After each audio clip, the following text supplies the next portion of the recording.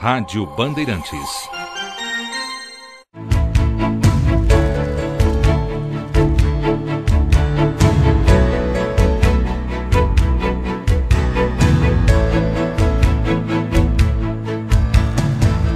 Conversinha ao pé do ouvido de hoje.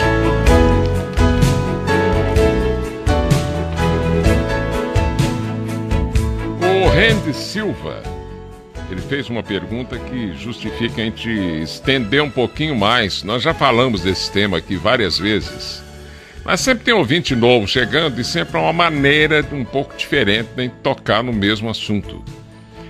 Ele diz aqui: gostaria que você, do ponto de vista esotérico, explicasse as linguagens angelicais que vemos nas religiões protestantes. Ele diz que é de uma família protestante e lá cresci e via a efusão do espírito e as pessoas falavam línguas estranhas, diversas, aramaico, grego, hebraico, japonesa e muitas outras, né? A Terra já teve uma porção de línguas que são línguas mortas hoje em dia e que, se faladas aqui, dificilmente uma pessoa, a não ser um indivíduo com uma experiência vastíssima, a não ser o Mário Rosto de Luna, foi o maior filólogo e polígrafo que esse mundo já teve, né? Mário Rosto de Luna nasceu em 1850, foi professor da Sorbonne, descobriu um cometa que recebeu o nome dele depois, com um lápis e um pedaço de papel, pra você ter uma ideia, né? Mário Rosto de Luna dizia coisas, no mínimo, estranhíssimas para aqueles que nunca fizeram pesquisas tão profundas como ele. Ele dizia, por exemplo, o nome Melquisedeque é um nome duplo. Melqui quer dizer mal, Zedeque quer dizer bom. É o senhor do bem e do mal, é uma função e não o nome de um ser, né? E Noé é o mesmo Melquisedeque numa língua antiga já morta também. Você vai ter, por exemplo, o fenício, né? Agora, todas as línguas, o aramaico, o próprio chinês é uma língua que chega perto da primeira língua esotérica ou sacerdotal que houve na Terra, segundo a tradição esotérica, chamada Senzar. O do Senzar, isso aqui é a primeira vez que eu falo desse jeito para você. Do Senzar é que veio o sânscrito, aí já uma língua para o povo. Mas o povo que recebeu o Senzar na época era na Lemúria antiga. E não tinha Adão e Eva naquela época da Lemúria, não, porque eram gigantes enormes. Você não podia falar, Adão é esse aqui, ó. Ele tem 60 metros de altura, um olho na testa só, né? Não, a gente vai dizer que isso aqui é um ciclope. E o pessoal fica engolindo hoje que nos fizeram desse tamanhinho que nós somos hoje. Os Atlantes, por exemplo, tinham uma estatura média de 2,5 metros. Média. Então você poderia encontrar Atlante até com 3,20 metros, 3,40, 3,50, né? Como hoje em dia você encontra jogador de basquete aí com 2,20 metros, 2,25 metros, tem gente aí até com 2,60 metros de altura. Hoje, é só procurar no livro dos recordes, etc., né? Então, é um pouco complicado a pessoa entender isso aqui sem uma pesquisa profunda, sem entender profundamente de esoterismo ou de teosofia, vá? Porque fica só no que as religiões dizem, no que a Bíblia diz, no que o Torá fala, no que o Alcorão diz, no que a escola iniciática tal fala, né? A gnose, ou então a sociedade teosófica, e vai por aí afora. Mas qual é a realidade, né? Existe uma realidade que foi contada pelo professor Henrique José de Souza, que, pelo menos a mim, me convence mais, né? Assim como a natureza procura o caminho mais fácil, um rio não procura, por exemplo, lugares difíceis por onde passar. Se você tiver um teodolito e você realmente entender de tirar curva de nível, etc, né?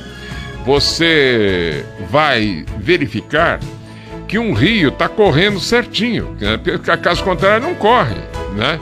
E ele corre para baixo, ele não corre para cima, né? Tem rio que corre para cima, por exemplo.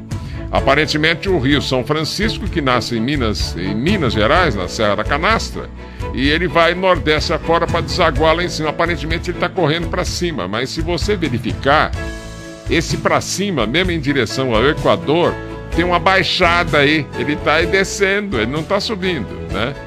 E não tem essa da água tomar uma certa distância, sobe aquilo, depois embala e desce do outro lado. Não, isso é só pra gente, né? Então a natureza busca a simplicidade.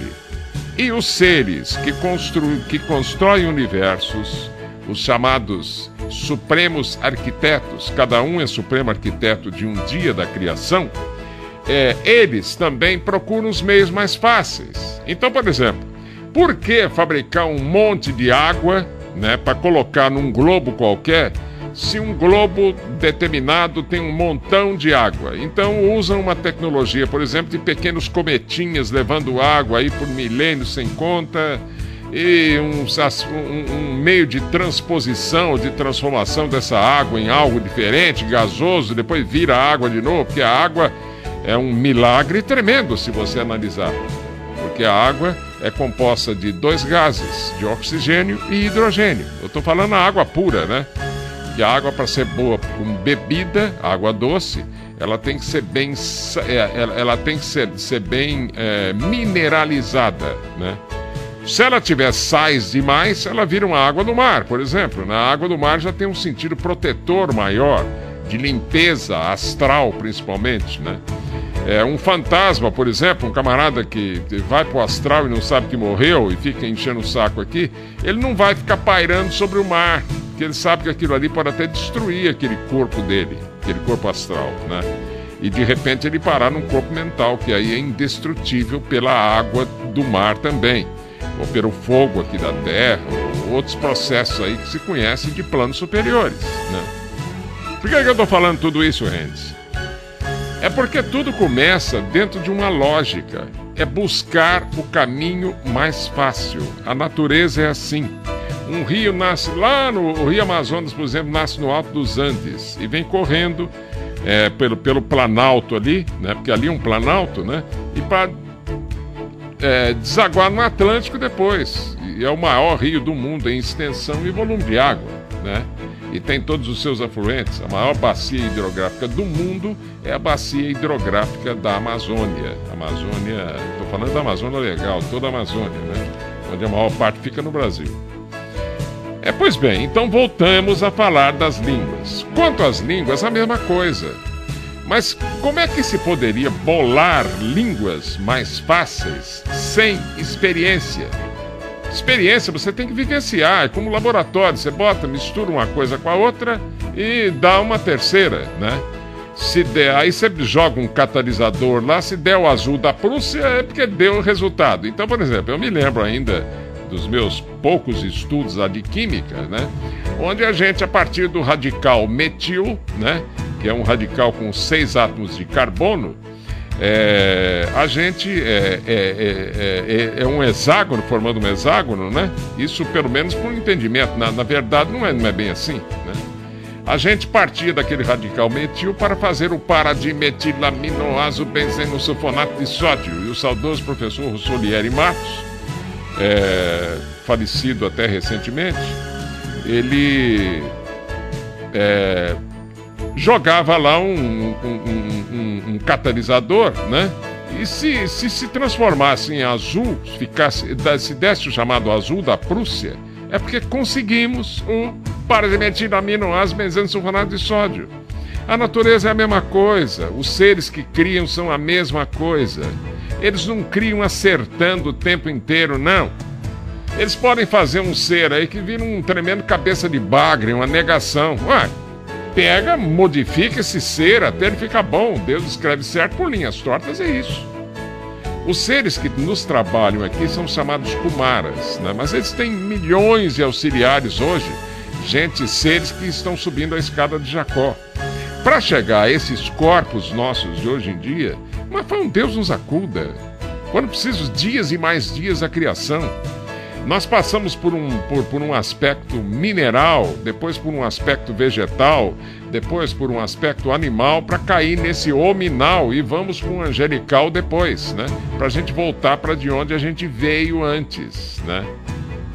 E então a comunicação entre nós, já que não dá para ser por telepatia para todo mundo, a gente sente que existe uma telepatia.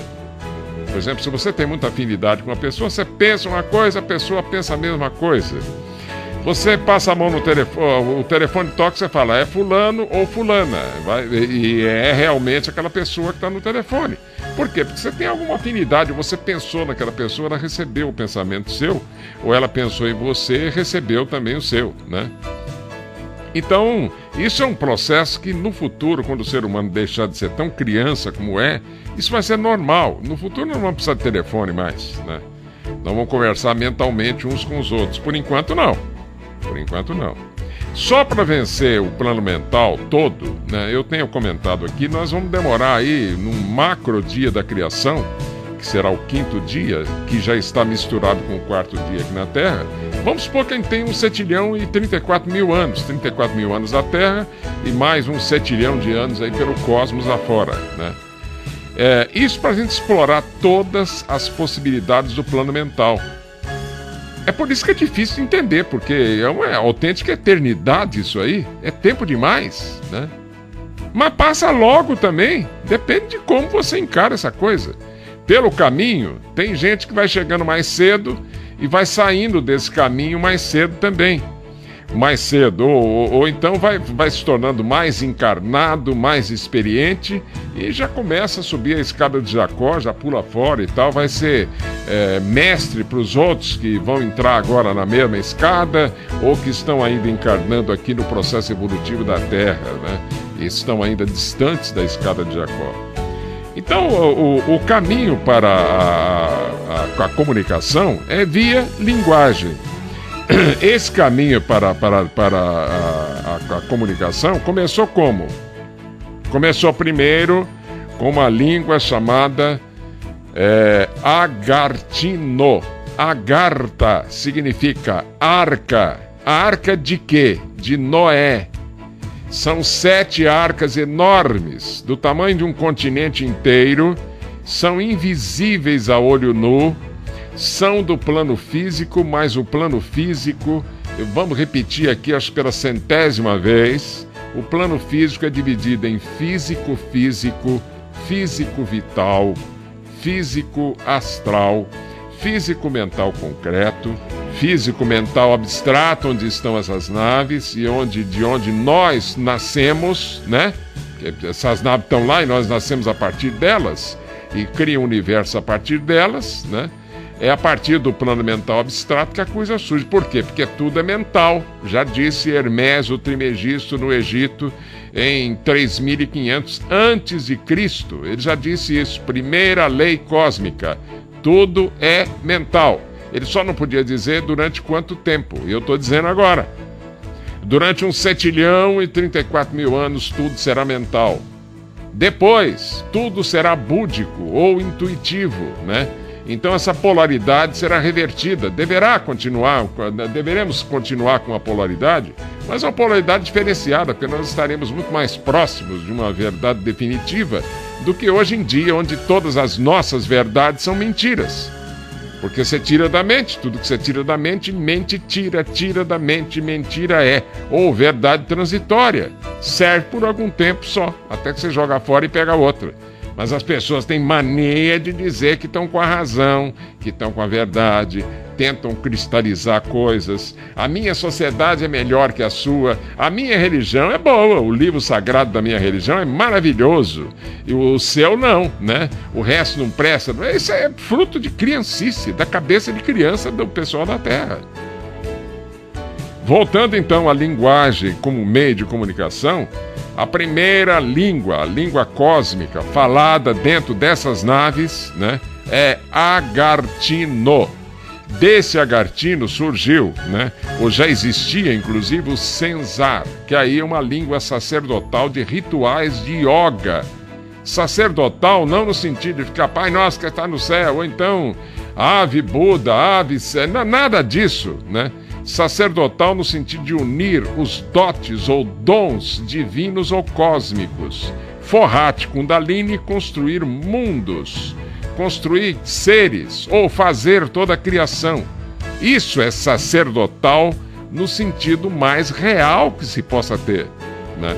Então essa linguagem Senzar é a linguagem dos grandes rituais com yogas especiais que desenvolvem um poder tremendo. As pessoas que conseguem desenvolver esse poder não vão usá-lo. O Buda mesmo recomendava: guarde as suas siddhis ou forças psíquicas que você conquistou numa vida para a vida seguinte. Na vida seguinte, adquira mais. Pelo esforço pessoal, na busca dos justos et perfectos, consiga mais siddhis ou mais energias psíquicas. Vá guardando tudo, porque um dia você supera a si mesmo. E aí você vai subir a escada de Jacó e alcança a iluminação ou a ressurreição para poder subir essa escada, que é uma escada só de ressuscitados. Nós não chegamos nem perto dela. Os seres da Terra não chegam, a não ser alguém que está em missão aqui, que já é dessa escada, né? E às vezes é obrigado a vir aqui para a humanidade não se lascar toda, porque se deixar por conta própria é só besteira o tempo inteiro, né? Então, dessa linguagem Senzar, essa linguagem sacerdotal, surgiu a primeira língua que falada na Terra, uma língua aspirada, que também confusa. Teve até curso aqui na USP, não sei se ainda tem, no campus da USP aqui de São Paulo, teve curso de sânscrito. Mas acontece que o próprio sânscrito tinha o sânscrito falado pelos seres da época, que eram os lemurianos ainda, que mais grunhiam. Então eles não tinham um mecanismo que pudesse utilizar da fala como nós utilizamos hoje em dia, né? Eles grunhiam, eram seres gigantescos, atrapalham, uns pareciam... houve época que eles pareciam mais aqueles monstros pré-históricos, os dinossauros, né? Mas era um dinossauro especial, que aquilo já era um projeto humano diferenciado. E não dá para chamar aquele bichão lá de Adão, né? E procurar a Eva dele. Não existe desse jeito. Adão e Eva é um mito diferenciado, que a teosofia explica muito bem também. Adam Kadmon, ou o segundo trono, aquele que era o chefe do segundo trono, que na Cabala são os 3 sefirotes de cima, né? Onde você tem, e são os arcanjos da Igreja Católica, então vamos falar o nome deles para facilitar. Onde você tem o São Miguel da Igreja, que é o arcanjo Micael, onde você tem o Samael, que é o anjo caído, que é o do meio, esse é o Adam Kadmon, que teve que cair aqui, né? Ele, como andrógeno celeste que era, caiu aqui e teve que se avatarizar ou se projetar dentro daqueles monstros que estavam aqui, porque ele não acudiu à chamada do seu irmão maior, o seu pai, que seria Aquibel, ou vamos chamá-lo de Micael, vá? E quando ele disse, vá lá ajudar o seu irmão no quarto sistema, que é o sistema Terra, né? Ele falou assim, não vou, porque eu não posso dar o mental para aqueles monstros que estão lá. Tinha seres de tudo quanto é tipo. Tinha ser que era metade gente, metade peixe, gente que era metade cavalo, metade gente com um monte de braço, como tem na mitologia hindu, né? Aqueles deuses da chamada mitologia hindu, que tem uma série de braços, Shiva, a deusa Isis e sei lá o que mais que tem lá na Índia, que tinha na Índia antiga, hoje estão deturpados também. Pois bem, então com o passar do tempo, esse Adam Kadmon, que se dividiu em 2 partes, já que ele tinha órgão sexual masculino e feminino, portanto ele era um andrógeno celeste, ele dividiu a si próprio em 2. Aí sim surgiram Adão e Eva, como protótipos, mas não com esse corpo que nós temos aqui, pelo amor de Deus, não dá. Como é que você ia viver no meio de monstros enormes, né, com esse corpinho aqui? Você com 1,60 m correndo de um Velociraptor, sei lá, aquele bicho lá que fazia 200 km por hora, né? E você servindo de quê? De aperitivo para ele comer um outro dinossauro que estivesse perto, né? Não, a gente também era enorme. As florestas de talófitas eram enormes. Aquilo tudo afundou, né? Caiu um anel que tinha aqui na Terra, afundou tudo, gerando, sob a ação, durante milhões de anos, de bactérias anaeróbias, aquela camada de petróleo que a gente tem hoje, que serve de combustível.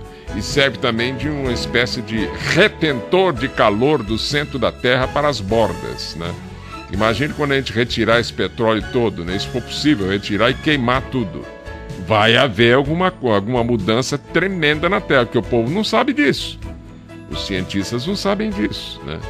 Como, por exemplo, se a gente acabasse com os vulcões que tem nas regiões abissais, né? A água do mar, apesar da alta salinidade, ela apodreceria com o tempo, né? Porque ela ficaria gelada. Então nós temos áreas ciclonais e anticiclônicas dentro da própria água, provocadas por centenas de vulcões em erupção em determinado lugar.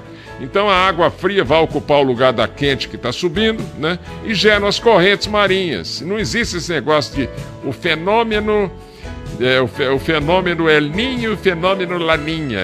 Que gracinha isso, mas não é assim, né? Tem explicações para tudo. Porque o que está em cima é igual ao que está embaixo, dizia o Hermes o Trismegisto, né? Se o que está em cima é buscar facilidade, por que na língua nós não deveríamos caminhar também para a facilidade? Há muito tempo atrás, uma vez, dizendo isso aqui nos corredores da Bandeirantes, conversando com amigos que gostavam disso, né? Inclusive o saudoso João Jorge Saad também gostava desses assuntos. Eu disse a um deles que a língua do futuro não é o Esperanto. A língua do futuro está aí já. É o português. Eu não estou querendo proteger o português, não. É que a língua do futuro é o português, né? Por um motivo muito simples. É a língua mais fácil de ser articulada. Você não precisa ficar rindo para falando é o melhor da vida em espanhol, né? Do alemão, né? E você não precisa chegar também... Tem línguas horríveis, no chinês, por exemplo, e o japonês mesmo, falar... Arigato. Quer dizer, não. O português você abre a boca. Então, o que eu fiz, né? Falei, vamos fazer um teste. Aí nós fomos na televisão, aqui numa sala que tem... a gente tem TV a cabo para todo lado também. Aqui ligamos uma porção de canais ao mesmo tempo, todos com noticiário. Eu falei, tira o som deles, né? E aqui também com noticiários, foi feito à noite, né? O noticiário da Band no ar, né? E aí eu convidei a eles a analisar as feições faciais dos apresentadores dos telejornais do mundo inteiro, né? Tinha japonês, tinha gente falando em inglês, tinha Deutsche Welle em alemão, né? Tinha TV Espanha, tinha TV França, tinha... E a nossa aqui, né? Aí... né, eles concluíram a mesma coisa que eu já havia concluído. Realmente para falar o português nosso, a não ser que você invente uma palavra complicada aqui, derivada de outra língua, é muito mais fácil de articular. Então, Hans, aqui eu respondo de vez a sua pergunta. Tudo começa com línguas complicadas, aramaico, mas havia um aramaico falado pelo povo e um aramaico de inscrição. Havia um fenício falado pelo povo e um fenício de inscrição. O caldeu, por exemplo, era uma língua cuneiforme, né? E para aqueles que estudaram essa língua, tem até uma obra importantíssima que brasileiro não conhece. Nós tentamos fazê-la ficar conhecida do Brasil inteiro, mas não tivemos sucesso. Uma obra chamada Inscrições da América Pré-Histórica, principalmente do Brasil. Uma obra escrita por um amazonense maravilhoso, nasceu lá em Manaus, sei lá, e o pai dele tinha fazenda de seringueiras, né?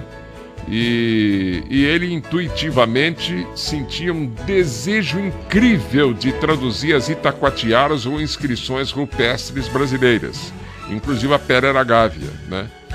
E ele precisava de dinheiro, porque ele sabia muito bem que só se estudava essas línguas na Universidade de Paris, lá na Sorbonne, e em Le Bourget, na Bélgica. só esses 2 locais no mundo ensinavam essas línguas, né? E língua de inscrição, inclusive a de inscrição, porque havia muito maçom no meio também que gostava desse tipo de pesquisa, gnósticos, etc. Eu estou falando do século XIX, né? Bom, ele para ir para lá, ele pensou, caramba, eu estou precisando de dinheiro e se eu vender a fazenda, vender tudo, não dá para levar a minha família, meus filhos, minha mulher e tal para lá e dar uma vida condigna para eles, né? Aí uma voz falou dentro dele, joga na loteria, já existia loteria federal, né? Ele jogou na loteria e ganhou o prêmio integral. Mas ele, um sujeito muito inteligente, fez as contas, né? Tinha contato com muita gente por lá, por carta, telégrafo, sei lá o que era na época. Ele fez as contas e descobriu que o dinheiro não daria ainda. Aí essa voz voltou a falar, joga de novo na loteria. E jogou. Jogou e ganhou de novo, né? Diz que o raio não cai no mesmo lugar ao mesmo tempo, né? Não cai 2 vezes no mesmo lugar, no caso dele caiu. Ele ganhou outra vez na loteria. E então ele pôde, com esse dinheirama todo, levar a família para lá, deu uma educação primorosa à filha. Um dos filhos dele deve estar aposentado, era professor da Faculdade de Economia da USP aqui, né? Imagine, um dos netos dele, por sinal, né? E eu conheci um filho dele, o seu Mário, que era um industrial aqui de São Paulo, né? Estive com ele e conheci também uma filha mais nova que o seu Mário, né? Não sei se são vivos até hoje, porque isso já faz bastante tempo, eu estive na casa deles, né? E eles confirmaram toda essa história que nós ouvimos do professor Henrique José de Souza, que não conheceu esse indivíduo, né? E ele dizia isso, né? Só que o seu Mário ainda corrigiu, falou, o papai, a partir de então... Ele voltou com a gente de lá, né? E embrenhou na selva para tudo enquanto é canto e ficou anos e anos trabalhando e traduziu todas as itacoatiaras mais interessantes, inclusive a Pedra da Gávea. A inscrição, ele fez um quadrinho, eu tenho até um dos volumes do livro dele em casa, né? Nesse volume que eu tenho, existe um quadro.